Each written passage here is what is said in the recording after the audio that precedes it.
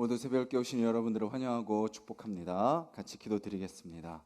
주님, 오늘도 주님만이 나의 삶의 주인이심을 인정하고 또 내 힘으로 한 걸음도 나아갈 수 없음을 또 고백하며 오직 그 주님의 힘과 지혜와 능력을 의지하고자 새벽을 깨우게 하시니 감사합니다. 주님, 우리의 마음을 만져주시옵소서. 또 우리의 생각을 다스려 주시옵소서. 우리의 입술을 주장하여 주시옵소서. 또 우리의 모든 상황과 환경을 주님께 맡겨드리며 주님만 의지하며 살아가는 귀한 하루 되게 하여 주시옵소서. 이 시간 또 찬양을 주님 앞에 드립니다. 우리 가운데 함께 하시는 성령님을 바라보게 하여 주시고 그 주님과 함께 어떤 상황 속에서도 기뻐하고 감사하며 살아가는 우리가 되게 하여 주시옵소서. 예수님의 이름으로 기도드렸습니다. 아멘. 찬송가 191장입니다. 찬송가 191장입니다.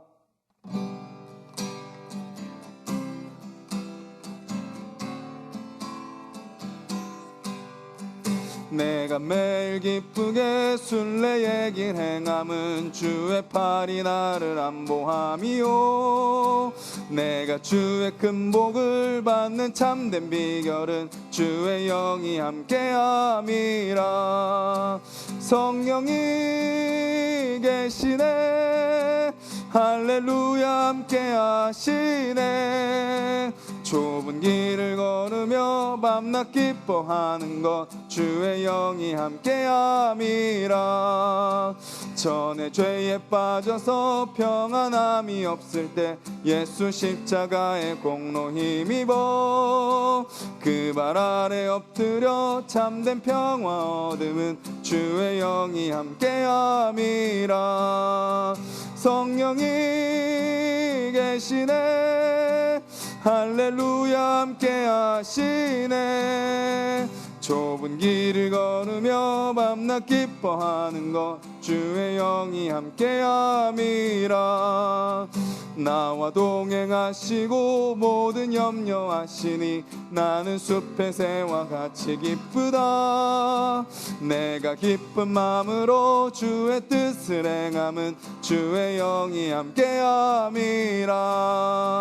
성령이 계시네, 할렐루야 함께하시네. 좁은 길을 걸으며 밤낮 기뻐하는 것 주의 영이 함께함이라. 세상 모든 욕망과 나의 모든 정욕은 십자가에 이미 못을 박았네. 어두운 밤이 지나고 무거운 짐 벗으니 주의 영이 함께함이라. 성령이 계시네, 할렐루야 함께하시네. 좁은 길을 걸으며 밤낮 기뻐하는 것 주의 영이 함께함이라. 성령이 계시네, 성령이 계시네, 할렐루야 함께하시네.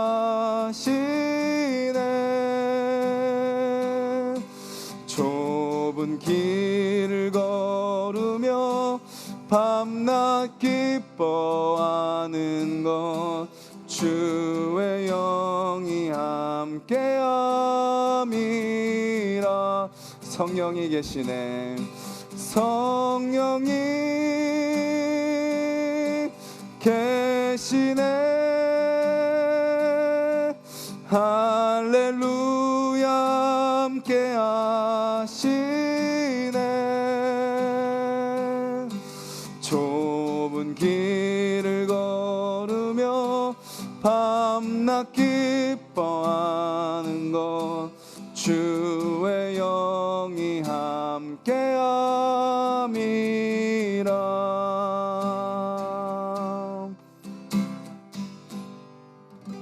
우리 찬양의 가사를 기억하면서 우리 같이 한번 기도했으면 좋겠습니다. 주님, 우리가 찬양의 가사처럼 우리의 상황과 환경에 따라서 우리의 마음이나 우리의 영적인 모습이 좌우되지 않게 하여 주시고 때로는 죄 가운데 넘어지고 아직도 옛 모습으로 살아가려고 하는 연약한 우리이지만 주님, 우리 안에 함께 하시는 성령님이 계심을 믿고 그 성령님을 의지하여서 오늘도 그 주님의 능력으로, 주님의 지혜로, 주님의 사랑으로 살아가게 하여 주시옵소서. 그래서 우리 마음 가운데 어느 순간 감사를 주시고 기쁨을 주시고 즐거움을 주시는 그 주님의 인도하심, 그 성령의 역사하심을 경험하는 하루가 되게 하여 주시옵소서. 우리 같이 한번 기도하겠습니다.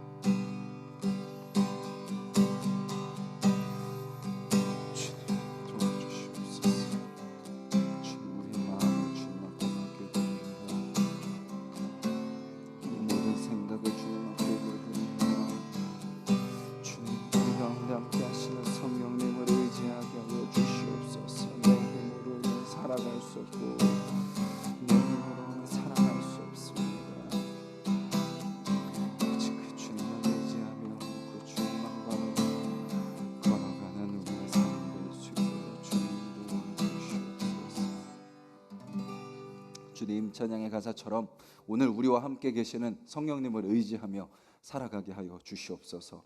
때로는 좁은 길을 걸어간다 할지라도, 때로는 힘든 길, 또 때로는 내가 원하지 않는 상황과 환경이 우리 눈앞에 펼쳐진다 할지라도 그 가운데 성령님이 함께 계심을 믿으며 그 주님과 함께 기뻐 찬송하며 걸어가는 믿음의 삶이 되게 하여 주시옵소서. 또 말씀 앞에 섭니다. 주님, 그 말씀으로 나에게 또 우리에게 주시는 그 주님의 뜻을 발견케 하여 주시옵소서. 예수님의 이름으로 기도드렸습니다. 아멘. 오늘 함께 보실 말씀은 신약성경 고린도전서 7장 25절 말씀입니다. 신약성경 고린도전서 7장 25절부터 40절까지 말씀, 신약성경 271페이지입니다.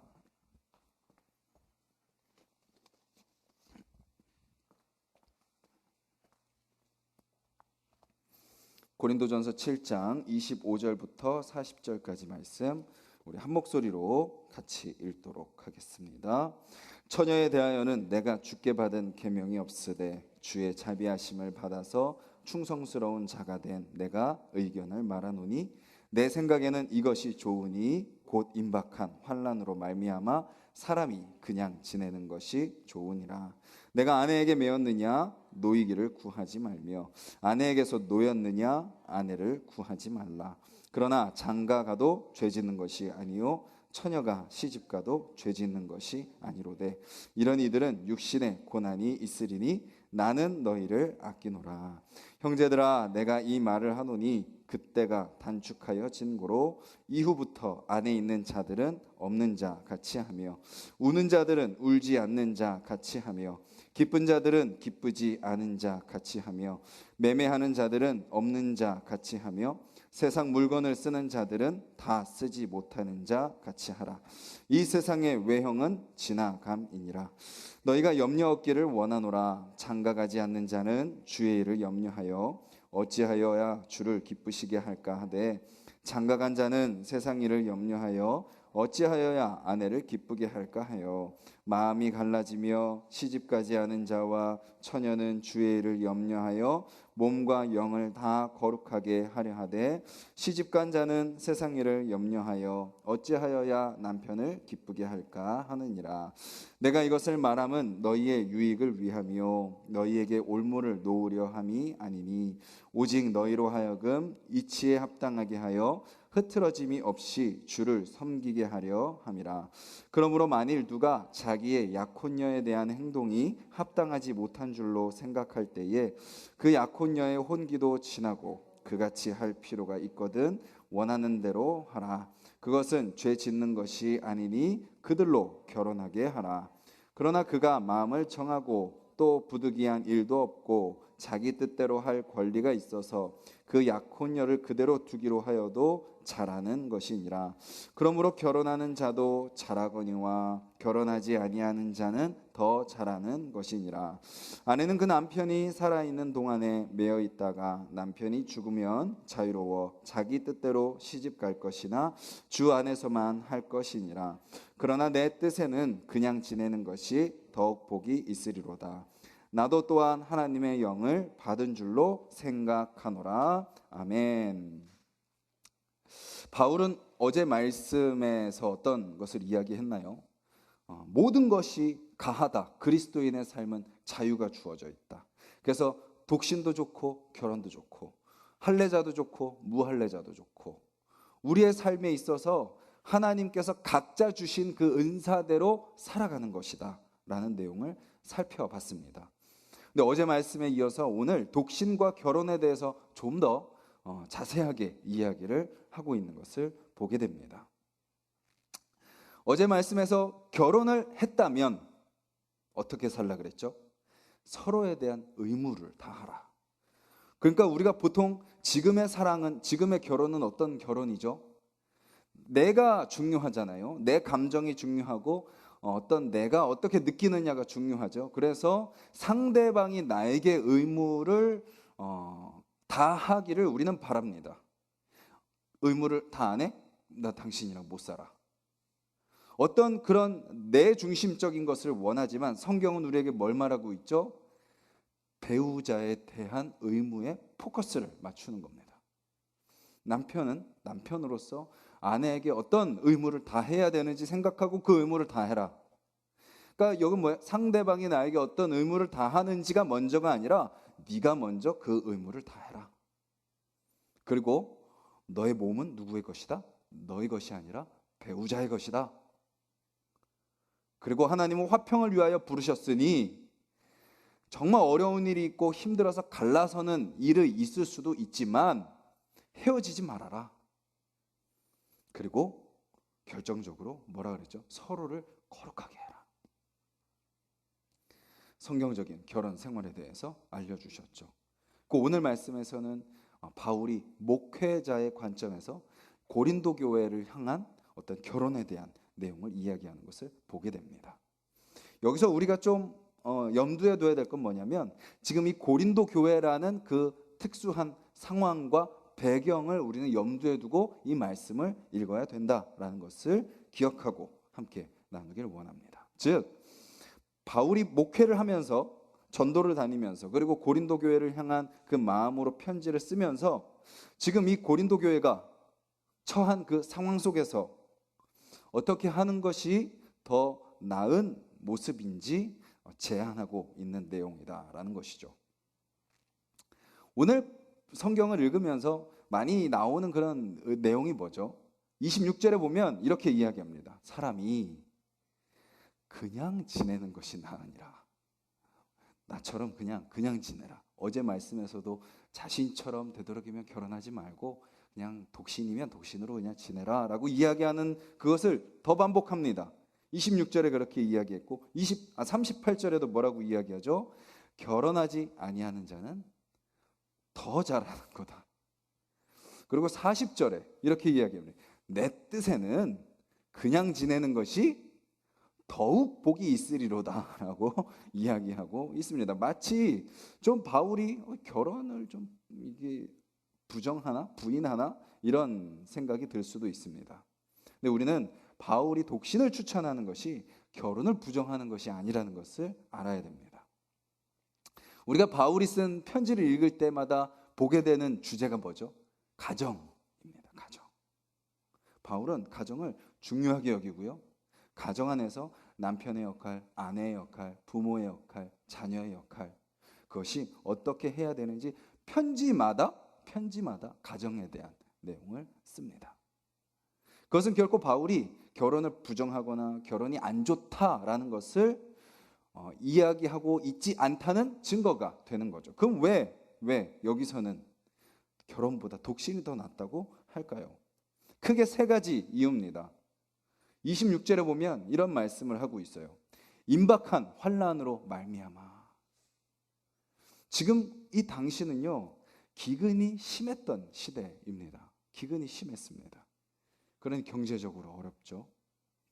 그리고 그리스도인이 된다는 것 자체만으로도 그 당시에는 모든 것을 박탈당하던 시대였습니다. 사회적인 지위, 어떤 경제적인 그런 것들 다 박탈당하고 자기들끼리 그냥 모여서 그 신앙을 유지하기 위해 핍박을 피해서 살아야 됐던 시기였습니다. 그러니 결혼을 하기도 힘든 상황이었고, 결혼을 해도 가정을 책임지고 건사하기 힘든 상황이었던 거죠. 그렇게 결혼을 해도 제대로 된 가정을 꾸리기 힘들었기 때문에 바울은 그런 상황 속에서 독신으로 이 시대를 견뎌내는 것이 더 낫다라고 이야기한 거죠. 그리고 또 두 번째는 29절에 이렇게 이야기합니다. 그때가 단축하여 진고로. 그때가 언제예요? 마지막 종말의 때죠. 바울은 그 당시에 기근이 막 있고 사람들이 막 힘들어하고 죽고 막 이렇게 막 자연으로서 사람이 감당할 수 없는 그런 상황이 다가왔을 때 뭐라고 생각한 거예요? 아, 주님이 이제 곧 오시나 보다.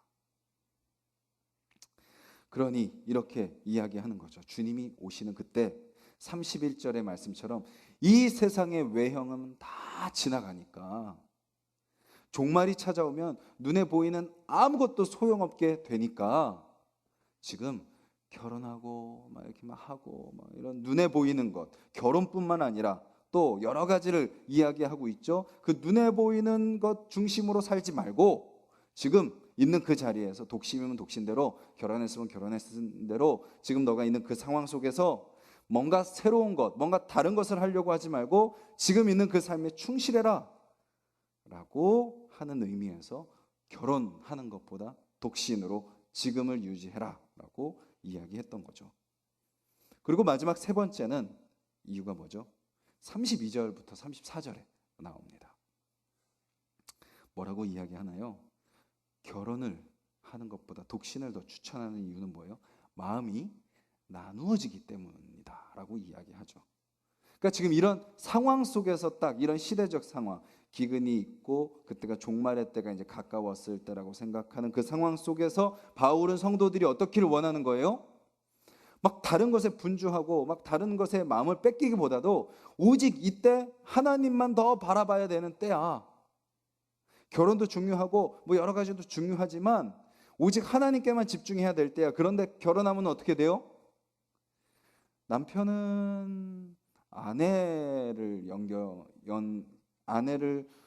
염려하고 신경 써야 되고, 아내도 남편에게 마음을 뺏겨서 뭐라고 이야기하죠? 하나님께 마음을 두지 못하게 되고, 마음이 나뉘게 되고, 하나님을 기쁘시게 하는 삶을 살아야 되는데 결혼을 하면 아내와 남편을 기쁘게 하는 삶을 살아야 되기 때문에, 하나님께 집중할 수 없기 때문에 지금 상황에서는 독신으로 사는 것이 더 좋다라고 이야기하고 있는 거죠. 그런데 사실은 또 그렇지 않습니까? 우리가 결혼을 해서 같이 믿음의 부부가 되어서 정말 둘이 한 방향을, 주님을 바라보며 살아가는 것도 너무 좋지만 그 과정이 사실은 고단하고 힘들지 않습니까? 나 혼자 청년 때 신앙생활 할 때는 어땠어요? 뭐 이렇게 뭐 매이는 것도 없고 뭐 이렇게 마음껏 봉사할 수 있고 좀 이렇게 자유롭다 보니까 이렇게 막 이렇게 훈련도 받고 했다면, 결혼하고 또 자녀를 낳고 자녀를 양육하고 나 혼자 사는 것이 아니라 배우자와 같이 살고, 그러면 어느 순간 하나님께 집중하기보다 어떤 가정, 거기에 우리의 마음이 집중할 때가 많은 거죠. 물론 맞습니다. 집중해야 되고 마음을 둬야 되는 게 맞지만 지금 이 시대 상황 속에서는 그것보다 하나님께 온전히 집중하는 삶을 살기 위해서는 독신이 더 낫다라고 바울은 이야기하고 있는 거죠. 즉 독신이 더 좋다고 하는 이유는 시대적인 상황, 기근으로 인한 경제적으로 너무 안 좋았던 시기였기 때문에, 그리고 임박한 종말, 마지막 날이 가까이 왔다고 그들은 생각했기 때문에, 그 다음 세 번째 이유, 마음이 나뉘기 때문에. 하나님만 생각하고 섬기고 기쁘게 해드려야 되는데, 결혼을 하고 나면 배우자를 생각해야 되고 섬겨야 하고 기쁘게 해야 되기 때문에, 그래서 독신을 추천한다라고 이야기하는 것을 보게 되죠. 즉 바울이 이야기하고자 하는 포커스는 뭐죠? 뒤에 가서 이제 분명하게 얘기해요. 그러나 결혼하는 것도 좋고 결혼하지 않는 것도 좋다. 초점은 뭐예요? 결혼하든지 안 하든지 지금 나의 삶에서 하나님께 너의 마음을 두고 살아가고 있느냐, 하나님을 기뻐하는 삶을 살아가고 있느냐. 결혼을 하지 않았다면 더 편안하게 자유롭게 하나님께 집중할 수 있어서 좋다. 근데 만약에 결혼했냐? 결혼했다면 가정 안에서 서로가 하나 되어서 하나님을 기쁘시게 하는 삶을 살아가야 된다.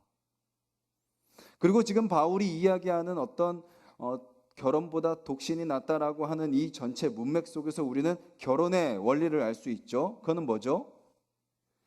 고난이 있다면 결혼을 해서 서로를 생각해야 되고 서로를 돌봐야 되고 힘들지만 어떻게 해나갈 수 있어요? 함께 이겨나가야 된다라는 것을 이야기하고 있는 거죠. 또 어깨가 무겁지만 온전히 내가 다 책임질 수 없지만 두 사람을 한 몸으로 부르신 성령님을 의지하여 하나님의 뜻에 순종하여 이 어려움을 함께 이겨나가야 된다라는 것을 이야기하고 있는 거죠. 서로에게 의무를 다하고 서로 기쁘게 하는 삶을 살아야 하지만 더 중요한 건 뭐라는 거예요? 그렇게 서로 하나 됨으로써 하나님을 기쁘시게 하는 삶을 살아가야 된다. 너무 가정이 소중하지만 너무 가정에만 또 몰두하지 말아라. 왜냐하면 눈에 보이는 건 다 사라지니까. 결국 하나님께서 하나님 안에서 다시 모든 것을 새롭게 하실 날을 기대하면서 지금 우리가 할 것은 각자가 믿음으로 거룩하게 되는 삶을 살고, 또 나를 통해서 우리 배우자가, 우리 자녀가 그런 삶을 살고 믿음의 가정을 이루고 하나님을 기쁘시게 하는 삶을 살아가는 것. 그 삶을 위해서 서로가 서로에게 의무를 다하고 서로에게 내 자신을 내어주고, 그리고 나를 통해서 우리 가정이 어떻게 거룩해질 수 있을까? 그것을 고민하며 살아가는 삶. 그것이 독신으로서도 좋고 결혼으로서도 좋고 각자 모습 속에서 그러한 거룩한 삶을 살아가라라고 이야기하고 있는 것입니다. 오늘 또 하루를 살아가는 우리의 모습 속에 특별히 오늘 이제 가정에 포커스를 맞춘 이 내용을 기억하면서 주님, 어떻게 하면 우리 가정에 무너진 거룩이 회복될 수 있겠습니까? 주님, 어떻게 하면 우리가 더 한 걸음 더 거룩함으로 나아갈 수 있겠습니까? 주님, 또 어떻게 제가 우리 자녀들에게 하나님의 그 거룩하심을 전할 수 있겠습니까? 기도하면서 주님의 지혜를 구하며 거룩한 삶, 거룩한 가정을 이뤄가는 저와 여러분들이 되기를 간절히 소망합니다. 우리 같이 말씀을 기억하면서 기도하기를 원합니다. 우리가 가정 안에서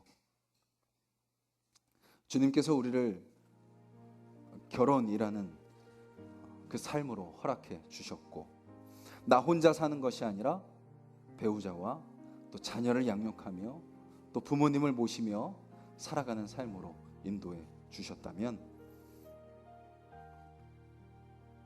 그 삶 속에 우리가 추구하며 중요하게 여겨야 될 것이 잘 먹고 잘 살고 어려움이 없고 화목하고 그런 것도 중요하지만, 주님, 정말 우리 가정이 주님을 기쁘시게 하는 가정인가? 정말 나의 모습이, 우리 배우자 부부의 모습이, 우리 자녀를 양육하는 이 모습이 정말 하나님이 기뻐하시는 모습으로 우리가 하고 있는가? 하나님의 거룩하심을 닮아가고 있는가? 우리 자신을 돌아보며 기도하기를 원합니다.